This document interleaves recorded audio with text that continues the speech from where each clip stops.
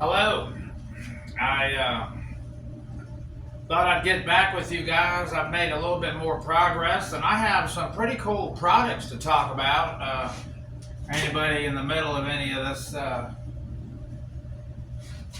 anybody in the middle of the restoration stuff, especially on a small block Chrysler, might have something you're interested in. I mean, you know, we all have to help each other try to find parts and try to get the best deals, right? So let me, and I want to talk about my gas tank thing. I got the fuel system all set up.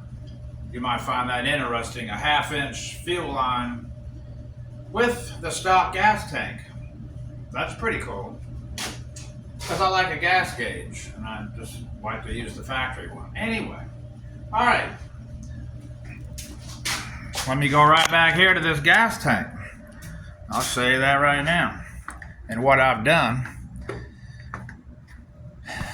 So, yeah, that's it right there. And this is what I've done. I might be in the wrong light here. Let me switch over here.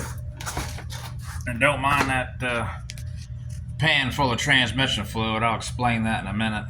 So what I've done here, I did make a video explaining this.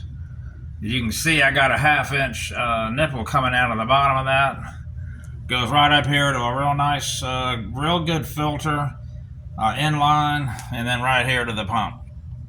Okay, and then it just runs right up the frame there and disappears underneath the car. Okay, so that's that part of it. It doesn't really hang down real low. A little bit. It's not real bad. You can kind of see what it does. Yeah, you'll be able to see it in traffic. What it looks like here is this. The electric part of the motor, it's just a Holly red pump, is just coming up into the trunk. I'm going to put a little cover over that. And it's just, you know, I wired in a 30 amp fuse right there, and it just follows the rest of the wiring harness up into the car. You know, it's real easy, it's clean, you know, it's not really causing a problem. So that's that part of it. And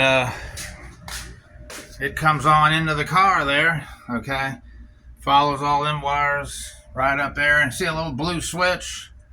That's the fuel pump. So that's what that is. And I got a wire coming off the fuse box. It's all key on. You know, it's run through the fuse box, so it's not like it's always on. You can turn it on and off. Right here is my fuel line. And it comes up. You can kind of see that. You know, it's real nice underneath the car too. I can show you that real fast. I don't know if anybody cares about that, but there's the fuel line. Running right there, right through the cross member, and comes out the other side and goes up to the carburetor.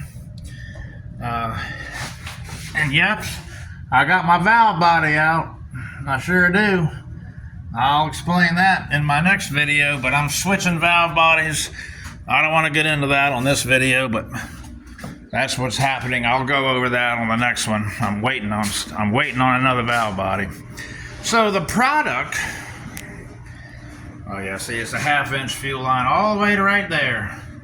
Then it goes down to 3/8 and goes in the carburetor. So anyway, okay. Look at this pretty radiator. I want to go over this direct fit A-body aluminum 3-row radiator, and you are going to really like the price of that. You will. I'm not being sarcastic. I mean, you're going to like the price. Yeah, you're going to love it. Transmission line hookup, cooler, direct fit. Look at that bracket, welded right on, bolts right to the car. Before I even tell you how much it is, these guys right here out of California, that's who you want to call for your A-body. Or whatever. They got them for other cars. They got them for trucks. That's who you want to get a hold of. That's a nice radiator. Man, I want to tell you that thing, I'll mount you right back on your stand here. Sorry. Summit told me 200, no, what am I talking about? I'll just tell you, $230 for that.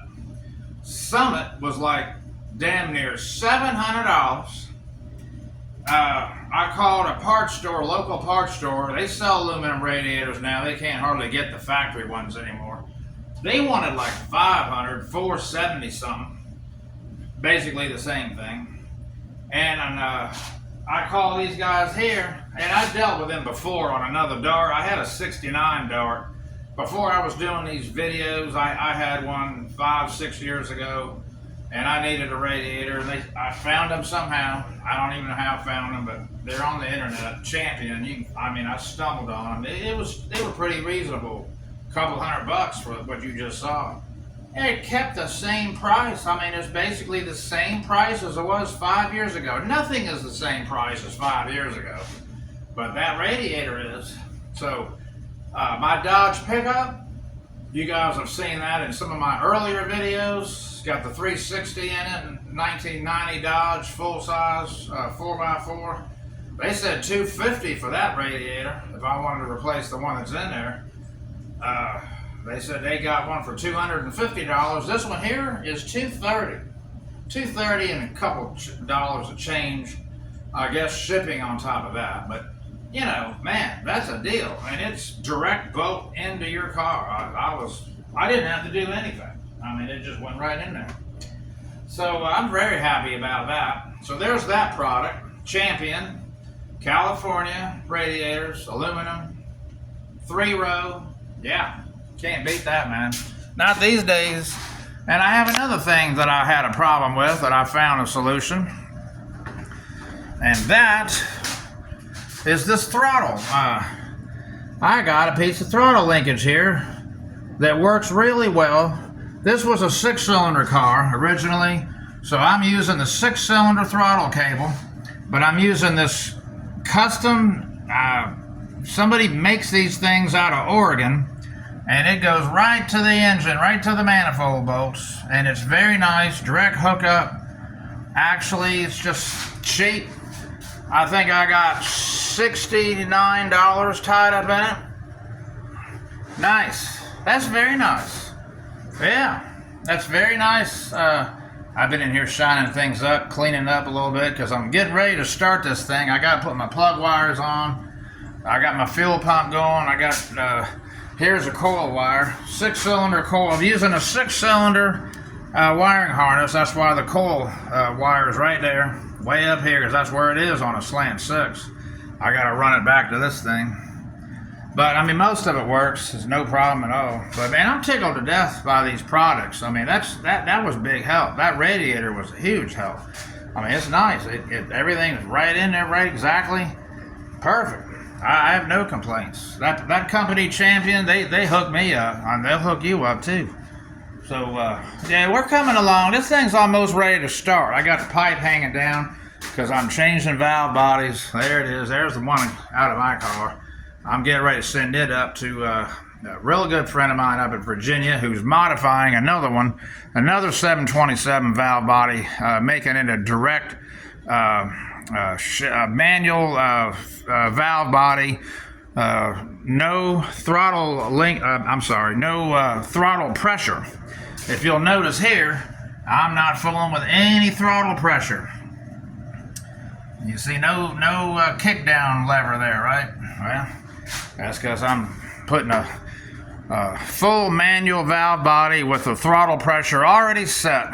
But we're going to go into that in the next video. I'll explain further about it. But I wanted to go over the fuel system. I wanted to go over the radiator and that throttle linkage. Yeah. The throttle linkage, I almost forgot to tell you. Man. The throttle linkage, in case you're wondering where that came from, and I'll walk you over here and I'm going to give you this. Right here. That's where that throttle leakage came from. Mancini Racing. I'm giving them a plug too. They've sold me a whole bunch of stuff, and it's usually they're very good on Mopar. That's almost all they ever do is Mopar stuff, and that's where that came from. And some guy out in Oregon that makes that throttle bracketry, and $60 I think it was. I mean, you can't beat that. I didn't know what I was going to do there because my intake manifold set so much higher. My carburetor's up so high, the stock stuff just isn't going to work. So that helps a lot. That helps a lot. I didn't know what I was going to have to make up something. It wasn't going to look as good as that. I tell you, just welding up some metal, it's just not going to look as good as that. That guy in Oregon did a good job.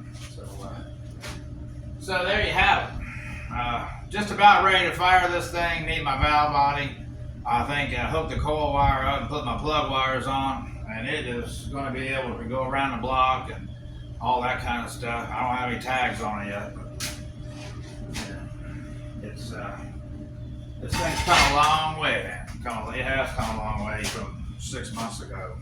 6 months ago, it was a wreck. It was a mess. It was just a mess. Wow, it was a mess. Nightmares. It was so bad.